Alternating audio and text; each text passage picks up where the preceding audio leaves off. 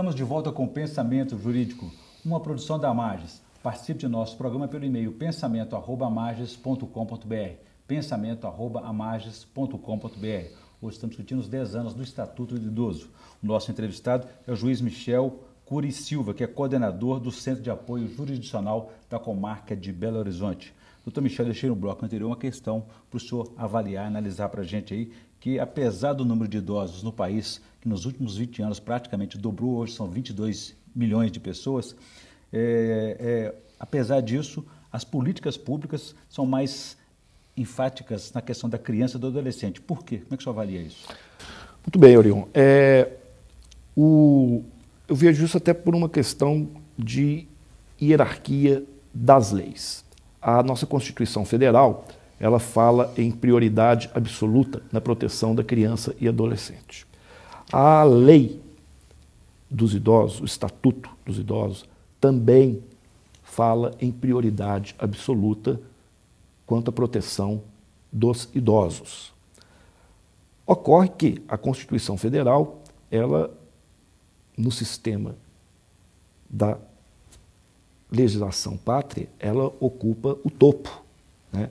Então, ela está no topo da pirâmide. Então, ela está acima da lei federal ordinária. E o Estatuto é uma lei federal. E pode reforçar, melhorar um pouco esse conceito, né? Exatamente. E até por uma questão de cumprimento da lei, nossos administradores públicos e legisladores ficam amarrados ao texto constitucional. Não é? Agora, da experiência que o senhor tem, 16 anos já de judicatura aí, sobre os litígios, os conflitos que vão parar na justiça, como é que o senhor avalia esse tratamento do idoso? Ainda a sociedade o considera como um estorvo, a família também o trata dessa forma? Lamentavelmente, Orion, a gente vê isso ainda acontecer. É claro que há 10 anos atrás, é claro que antes do Estatuto, né, era pior, e talvez os casos não aparecessem, né? Mas depois do Estatuto, os próprios idosos passaram a ter consciência dos seus direitos, porque quem não é idoso vê um Estatuto, uma lei que foi, né, sancionada em seu favor e não vai procurar saber o que nela contém.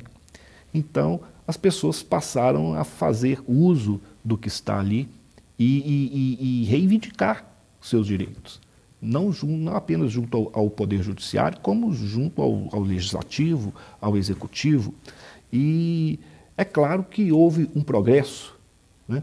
Mesmo porque as sanções, elas se tornaram, elas se agravaram quando se trata de alguma infração cometida em desfavor de um idoso. Muito bem. Doutor Michel, eu vou ampliar o nosso debate convidando agora os estudantes da Faculdade de Direito do Centro Universitário Newton Paiva. A primeira pergunta, por favor.